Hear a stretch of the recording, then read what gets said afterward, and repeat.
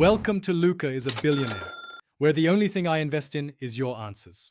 You start by confirming you have admin rights, because changing or reading DNS often requires elevated access. Once done, open Command Prompt on Windows or Terminal on macOS/Linux. Alternatively, open your Network Settings panel.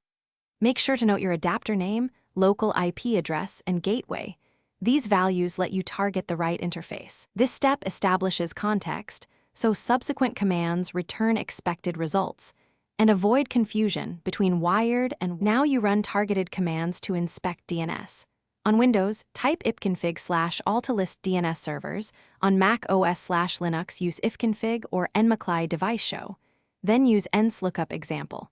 Com to see which server resolves names and what the response is. If available, run dig plus trace example. Com for a deeper view of resolution path. Make sure to replace example. Com with a site you know. These checks show both configured servers and actual behavior under queries. Finally, change DNS where needed, either in your network adapter or on the router, entering desired addresses like 1, 1, 1, 1 or 8, 8, 8, 8.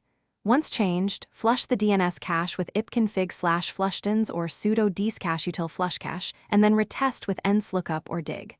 If resolution still fails, check that the gateway is reachable, that a firewall isn't blocking DNS, port 53, and that your ISP isn't enforcing its own resolver. Switching to DNS over HTTPS.